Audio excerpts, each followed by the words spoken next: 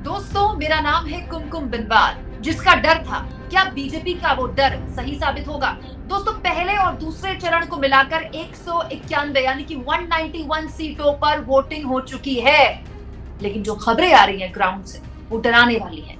वो खबरें ऐसी है दोस्तों कि बीजेपी के चाणक्य अगर आज उसको जान ले, समझ ले, तो उनकी रात की नींद हराम हो जाएगी। वो मोदी जी जो पिछले कई दिनों से मछली से लेकर मुसलमान से लेकर मंगलसूत्र तमाम तरह की बातें कर रहे थे, धराशाही वो तमाम मुद्दे हो गए और अंत में महाराष्ट्र से लेकर दक्षिण भारत तक बीजेपी के लिए एक बहुत बड़ी सरदर्द ये दूसरा चरण का मतदान लेकर आया है।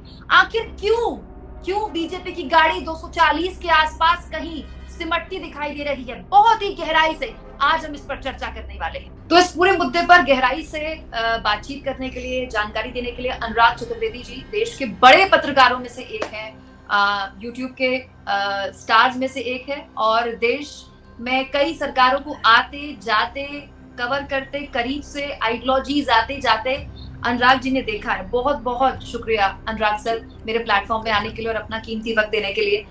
2 चरण निपट चुके हैं और पहले फेज के बाद आज दूसरे फेज के मतदान का पूरा जो प्रतिशत है वो आपके सामने है। आपके हिसाब से क्या आंकलन है आपका?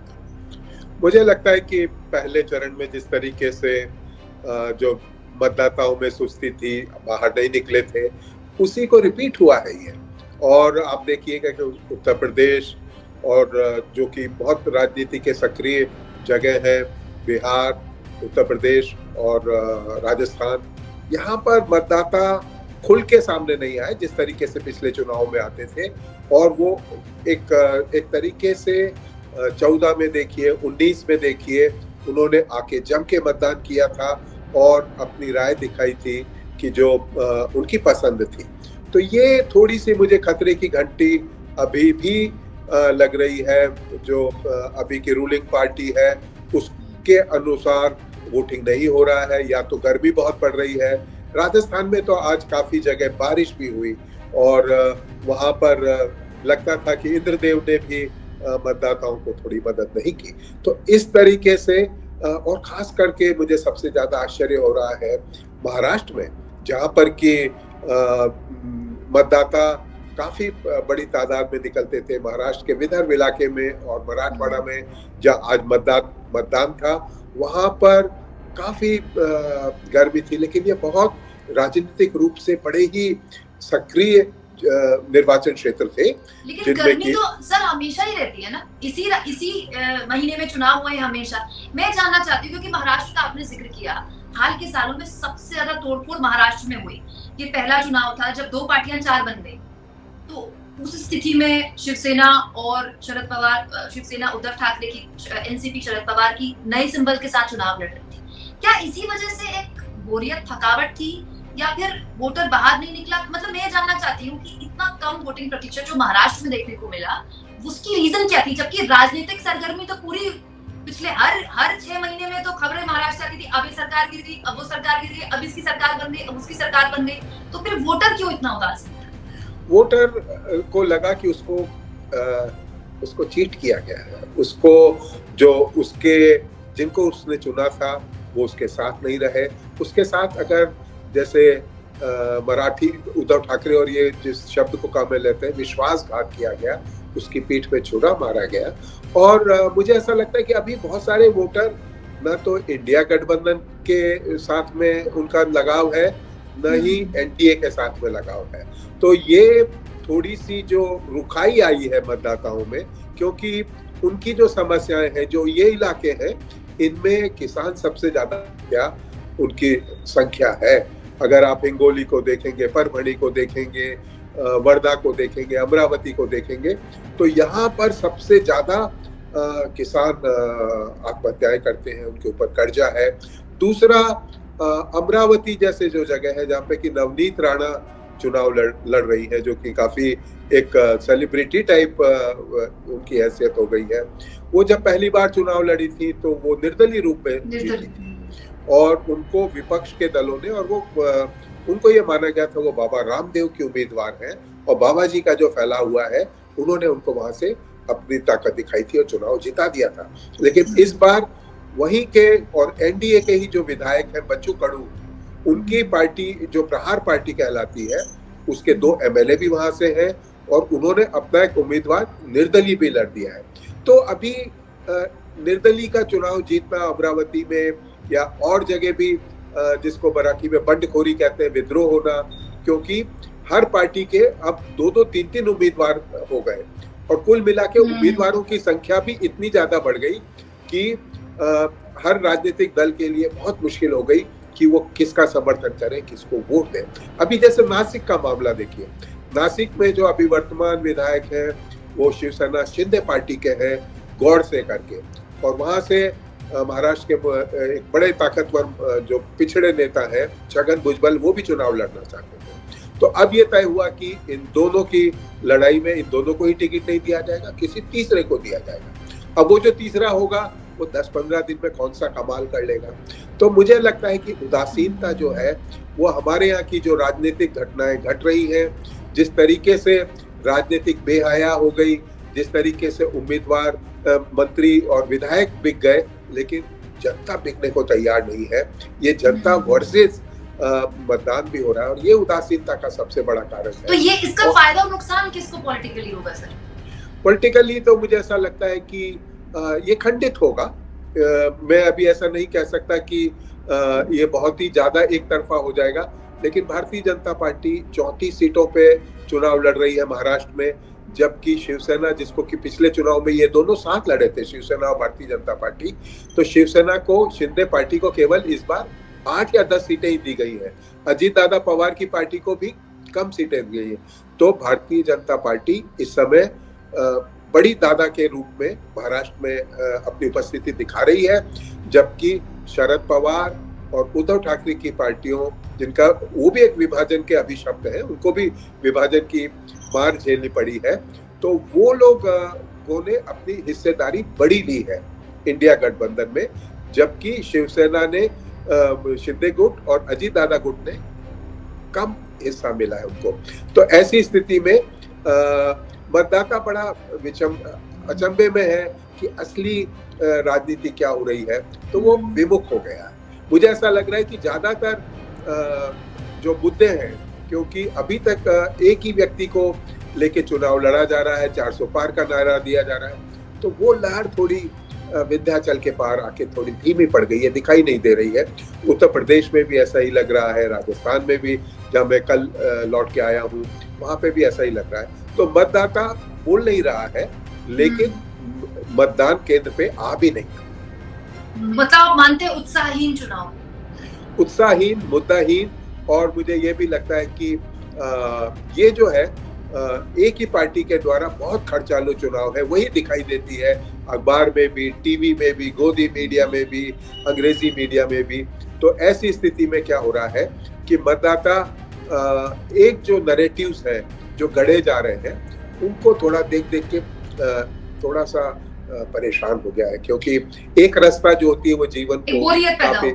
बोरियत पैदा हो, क्योंकि हमारे देश में राजनीति एक हॉट टॉपिक रहा है। लोग चाय के टपली में, पान के ठेले में, कुछ नहीं है तो राजनीति पे डिस्कस करने में बड़ी मौज मानते हैं, क्योंकि बिहार में नहीं, कई राज्यों में। लेकिन वो मौज अब चली गई है, क्योंकि सबको लगता है एक वो बोरियत पैदा हुई है।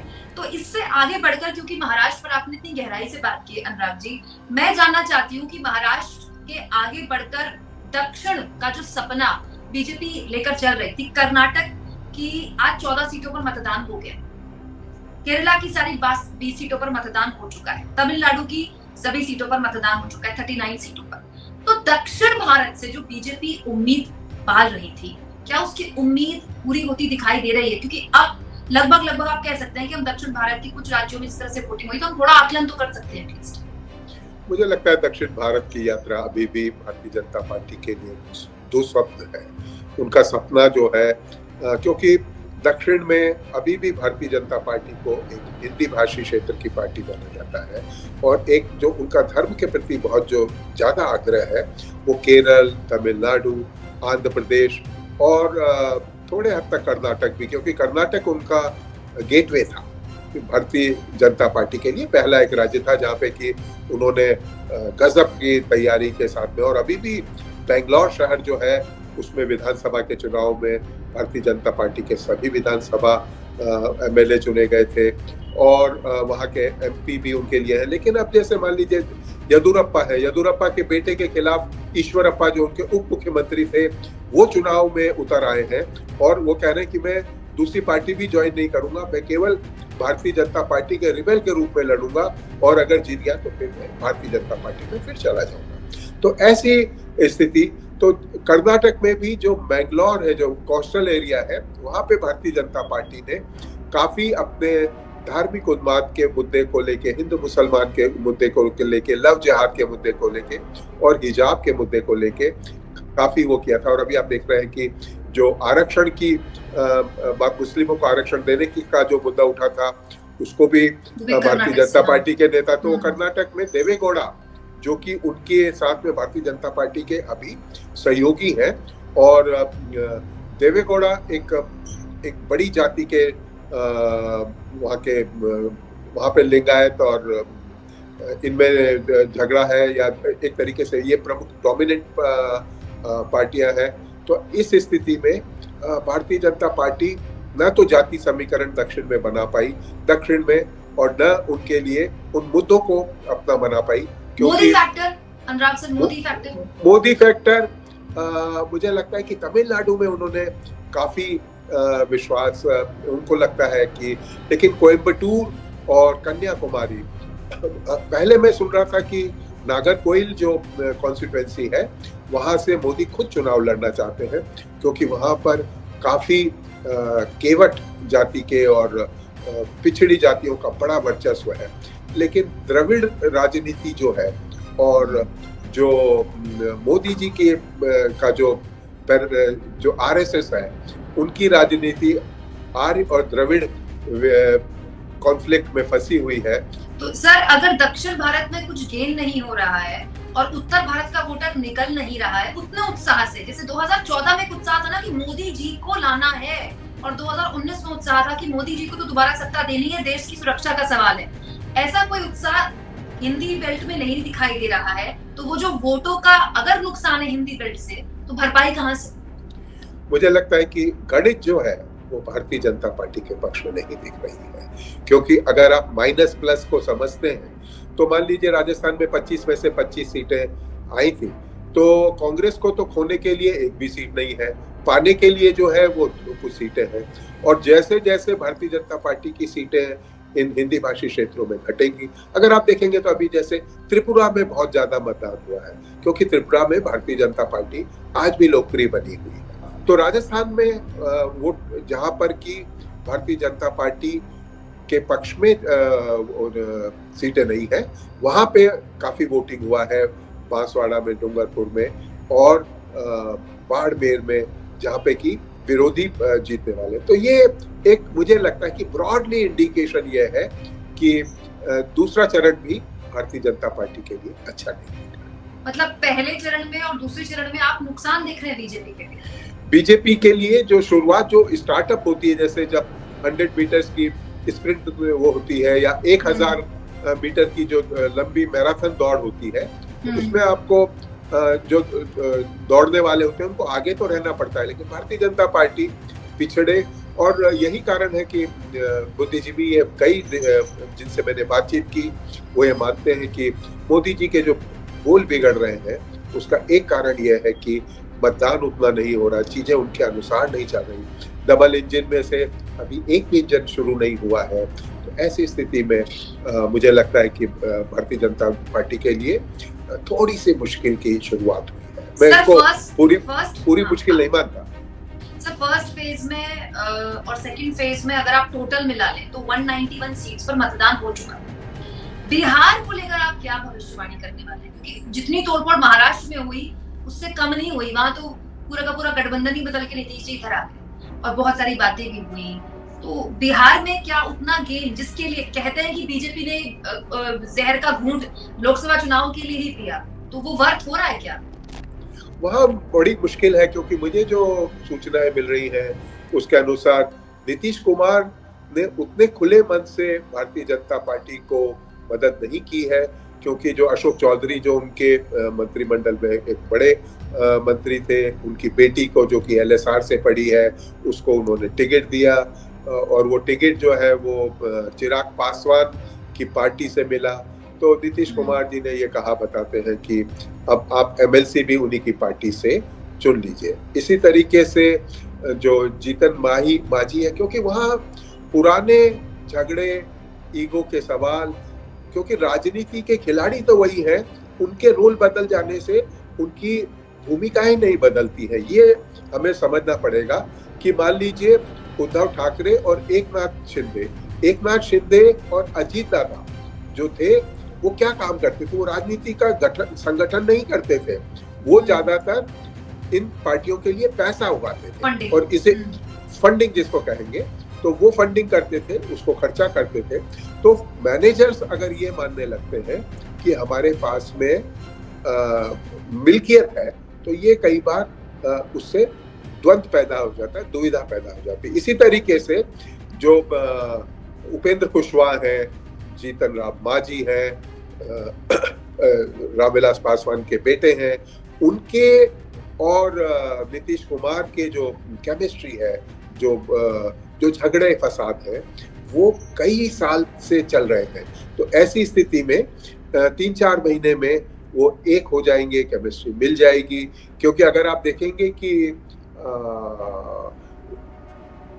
उपेंद्र कुशवाहा है जैसे, उनके खिलाफ एक निर्दलीय उम्मीदवार खड़ा हो गया और जो काराकाट है जहां से कि वो चुनाव लड़ रहे हैं, वो काफी मुश्किल की सीट एनडीए के लिए फंस गई है। लेकिन तो ये फ्रैक्शंस तो इंडिया गठबंधन में भी दिख रहा है। पूर्णिया सीट में भी हम देख रहे हैं पप्पू यादव को टिकट नहीं दिला पाई कांग्रेस, तो ये फ्रैक्शंस तो उधर भी है ना।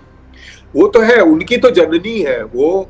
मैं ऐसा नहीं कह रहा कि इंडिया गठबंधन कोई बहुत मजबूत है, क्योंकि अभी जो ये माना जा रहा था, या जो सर्वे आ रहे थे, या जो अभी आए हैं बहुत सारे जो स्पॉन्सर्ड सर्वे हैं, उनमें आप देखेंगे कि एनडीए को 42 में से 38 सीटें बता रहा है, कोई 40 बता रहा है। अगर आप यशवंत देशमुख के सी वोटर को देखेंगे तो वो लोग तो कांग्रेस को 50 सीट से भी आगे नहीं दे रहे हैं।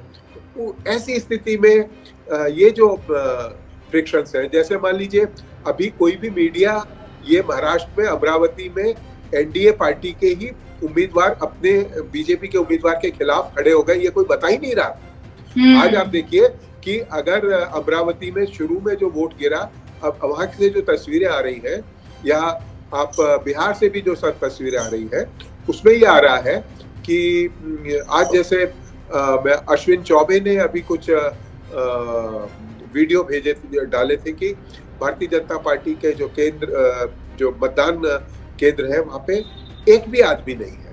तो ऐसी स्थिति में अब भारतीय जनता पार्टी जो कि एक डोमिनेंट नैरेटिव पैदा कर रही थी, जिसको कि होता है इसको, लेकिन मैं अभी भी इसको एक भारतीय जनता पार्टी अगर अभी भी समझ सकती है, उनके लिए अभी भी चुनाव मैदान हारा नहीं है, लेकिन उनके लिए कठिनाई पैदा हो गई है। जैसे मान लीजिए आपके शरीर में कुछ परेशानी होती तो आपको बुखार आने लगता है, तो अभी मैं ऐसा मानता हूँ कि उनको 100 डिग्री का बुखार आया है। मैं इसको 101 या 102 का नहीं मानता, लेकिन उनको अभी कौन सी दवाई लेनी पड़ेगी? क्रोसिन, ये तो उन्होंने के पास इतनी पूंजी की उनके पास गोलियां हैं, लेकिन उससे भी बात नहीं बन रही है, क्योंकि उनका जो वर्कर है वो थोड़ा जैसे अगर हम कहें वे सोए तो नहीं होंगे, लेकिन वे सो गए, जानबूझ के सो गए। अच्छा, जानबूझ के सो गए। इसी को आगे बढ़ाते हुए आपकी बात, क्योंकि राजस्थान से बहुत से लोगों से मैंने बात की तो उन्होंने यही कहा कि बहुत सारे बूथ्स में, बहुत सी बूथ में बीजेपी कार्यकर्ता 3 बजे के बाद चले गए। बहुत सी जगह लोगों ने शिकायत की कि संघ के लोग आते थे प्रचार करने के लिए या पर्ची देने के लिए, इस बार कोई संघ की तरफ से भी नहीं आया। मैं जानना चाहती हूँ, सिर्फ राजस्थान की बात नहीं, अनुराग जी, ओवरऑल जहां जहां कम वोटिंग प्रतिशत के आंकड़े आए हैं, ये जो 400 पार का नारा हुआ, ये उल्टा पड़ गया क्या कि कार्यकर्ता भी कह गया कि मोदी जी ही कह रहे हैं 400 पार, तो हम क्यों घर से बाहर निकले? नहीं, ये पिछले 10 साल में देखिए कार्यकर्ताओं को जो नेग्लेक्ट किया गया, और इसी तरीके से उनको ये बताया गया कि उनकी बगैर भी हम लोग बाग शासन चला सकते हैं। जैसे हर जगह जो है वो गुजराती अस्मिता, गुजरात के लोग बाग सब तरफ फैल गए।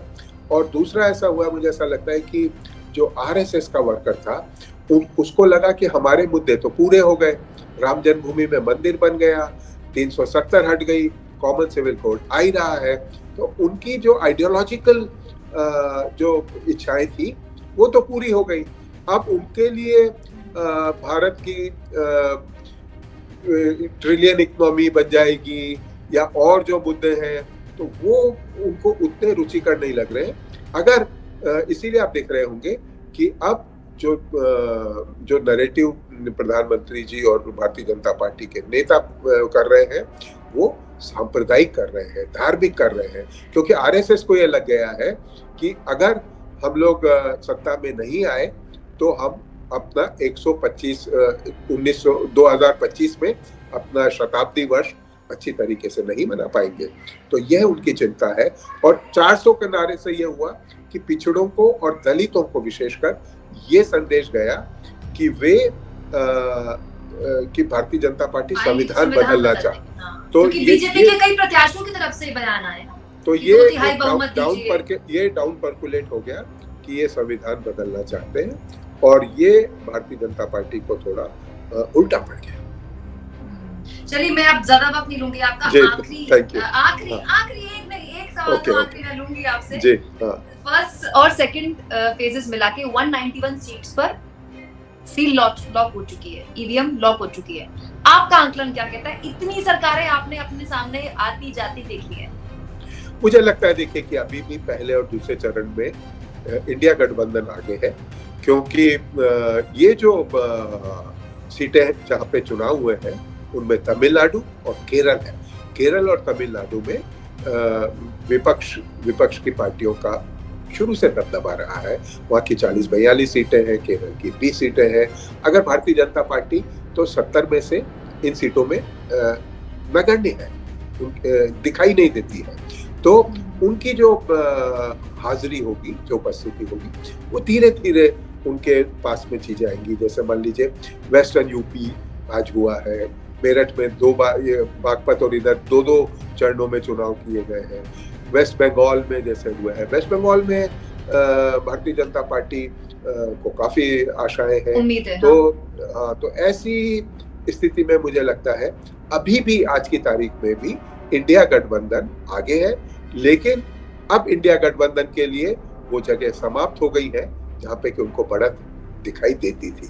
अब उनको असली उन जगहों पे मुकाबला है जहाँ पे कि मोदी और भारतीय जनता पार्टी बहुत मजबूत है, लेकिन मोदी और भारतीय जनता पार्टी को क्षेत्रीय दल बहुत चुनौती दे रहे हैं। तो अब ये देखना पड़ेगा कि मोदी अपना घेर कैसे बदलते हैं। मतलब आप ये कह रहे हैं सर, आप ये कह रहे हैं कि इन दोनों चरणों में एज इंडिया गठबंधन को हुई है, आप ये कह रहे हैं? बिल्कुल, मैं ये कह रहा हूँ, क्योंकि आज के अगर भी चुनाव देखेंगे तो केरल की 20 सीटें हैं, तो 20 सीटें आज की जो आपने कितना, आज 98 जगह पे हुआ चुनाव जी। केरल में 20 की 20 सीटों पर हो गया। हाँ, 20 की 20 सीटें हो गई, और राजस्थान की भी जो आधी थी वो हो गई है। और कांग्रेस ने इस बार एक और भी रणनीति बनाई, वो सभी निर्वाचन क्षेत्रों में कंसंट्रेट नहीं किया। नहीं तो अगर आप क्या करते हैं कि उन्होंने 8 या 10 सीटें चुन ली कि हम इन पे चुनौती देंगे उनको, और वो जो चुनौती है वो सफल हुई। जैसे अभी हर जना जान गया था कि उदयपुर है, चित्तौड़ है, भीलवाड़ा है, यहाँ पे भारतीय जनता पार्टी चुनाव जीत जाएगी। तो उन्होंने अपनी ऊर्जा वहां पे नहीं लगाई, उन्होंने अपनी ऊर्जा उन स्थानों पे लगाई जहाँ पे कि उनको जीतने का संभावना थी। तो ये एक रणनीति के तहत दोनों ही पार्टियां अपना कार्य कर रही हैं, लेकिन भारतीय जनता पार्टी आज के चुनाव में मुझे ऐसा नहीं लगता, क्योंकि महाराष्ट्र में भी जो चुनाव हुए हैं उनमें से 8 में से 4 या 5 सीटें में इंडिया गठबंधन को देता हूँ। और उसमें उद्धव ठाकरे की पार्टी के जो एक सांसद थे वो जो उनके साथ रहे, उनका भी चुनाव था।